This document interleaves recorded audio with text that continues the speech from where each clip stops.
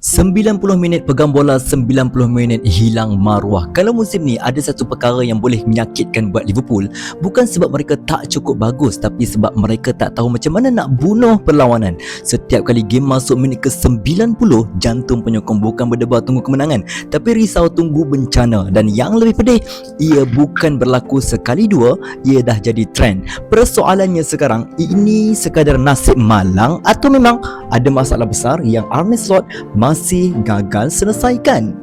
Statistik yang keluar memang buat rasa tak sedap hati. Liverpool sudah kalah 5 perlawanan Liga Perdana musim ini selepas bolos pada minit ke-90 atau lebih. Paling banyak pernah dicatatkan oleh mana-mana pasukan dalam satu musim. Campur pula dengan 2 gol penyamaan yang mereka lepaskan dalam masa kecederaan, jumlahnya jadi 9 mata tercicir. Inilah masalah paling membimbangkan dalam musim mereka yang makin goyah. Sepatutnya pasukan kuat akan bunuh game bila lawan mula goyah, tapi untuk Liverpool musim ni selalunya jadi sebaliknya. Dan 7 musim terakhir, Liverpool secara purata cuma kalah sekali semusim disebabkan gol saat akhir. Jadi bila angka itu naik mendadak macam sekarang, memang mengejutkan. Kalau tengok secara berasingan, kekalahan di tempat lawan menentang Wolverhampton Wanderers mungkin boleh dianggap sebagai nasib tak menyelebahi. Wolves jaring gol pertama dengan peluang pertama mereka pada minit ke-78. Kemudian dapat gol kemenangan hasil rembatan yang terkena defleksi dalam masa tambahan. Benda macam ni memang kadang-kadang jadi dalam bola sepak.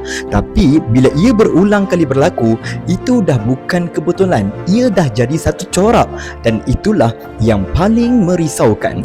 Terlalu kerap dalam usaha nak cari gol kemenangan, Liverpool tolak terlalu ramai pemain ke depan sampai hilang keseimbangan di belakang.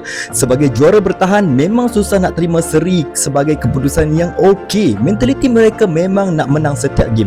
Tapi pepatah lama kata, kalau tak menang, jangan sampai kalah. Nampaknya prinsip itu tak masuk dalam kepala musim ni. Setiap kali bola saat akhir mesti ada kesilapan yang buat kita geling kepala. Berlaku di Bournemouth, berlaku di Chelsea, mereka bangkit kemudian lepaskan balik. Di Crystal Palace pun sama, kesilapan individu Jeremy Frimpong. Lawan Manchester City, Alexis McAllister dan Curtis Jones gagal jejak larian Matheus Nunes sebelum Alisson membuat terjahan dan hadiahkan penalti yang disempurnakan Erling Haaland. Gol kemenangan Wolves pun sebenarnya boleh dielakkan. Ia bermula bila Hugo Ekitike potong dalam dan hilang bola. Dominic Szoboszlai pula kalah perebutan dengan Andre dan jatuh minta foul.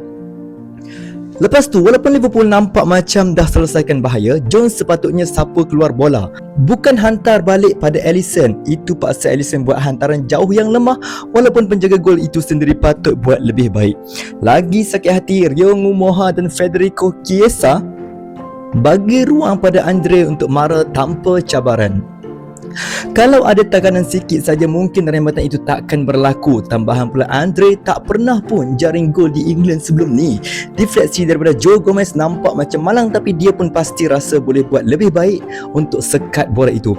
Menariknya, dalam 3 daripada 4 kekalahan lewat sebelum ini, Ibrahima Konate juga tak ada di atas padang ketika gol kemenangan lawan dijaringkan. Kali ini pun sama, dia dikeluarkan oleh Arne Slot dan digantikan dengan Chiesa selepas Liverpool bolos gol pertama dalam usaha nak cari keputusan.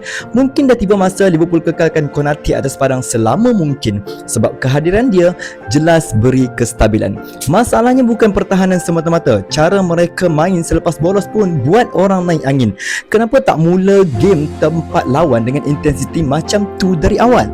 Di Molineux, semua masalah musim ini terdedah lagi. Separuh masa pertama yang hambar, peluang depan mata yang entah macam mana boleh terlepas, macam mana Jones dan Cody Gakpo tak skor dari jarak 2 elak, dan penghujung perlawanan yang tak seimbang. Virgil van Dijk lepas game cakap mereka perlahan, boleh dijangka dan cuai. Slot pula kata ini cerita lama yang sama dan memang menggambarkan musim kami.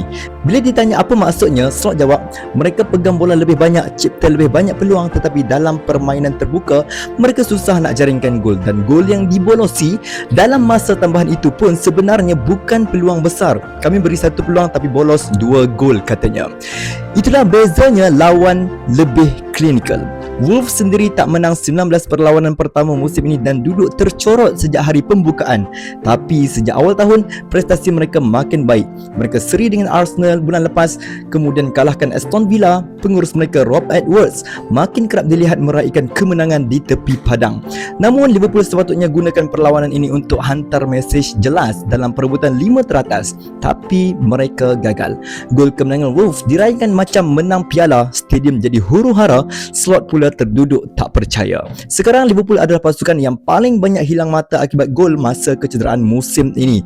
Dalam sidang media lewat malam, Slot berhenti seketika bila ditanya berapa baki perlawanan yang tinggal dan kempen Liga yang penuh dengan tekanan ini. Jawapannya 9 lagi.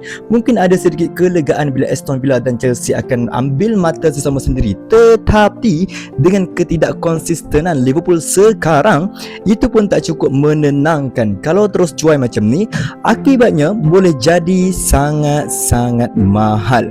Musim masih berbaki 9 perlawanan. Secara matematik, semuanya masih dalam tangan Liverpool. Tapi dari sudut mentaliti dan pengurusan permainan, persoalannya jauh lebih besar daripada sekadar angka di carta Liga. Kalau masalah hilang fokus di minit-minit akhir ini tidak diselesaikan segera, impian Liga Jura-Jura boleh lebur hanya kerana detik-detik kecil yang sepatutnya boleh dikawal. Pasukan besar bukan sekadar tahu cara menang, mereka tahu cara mengunci kemenangan. Sekarang bola sepak di kaki Arne Slot. Pada pendapat anda, apa sebenarnya punca Liverpool kerap bola saat akhir? Tactical, mentality, atau sekadar nasib tak menyelbahi? Tulis pandangan anda di ruangan komen. Akhir kata daripada saya, you will never walk alone.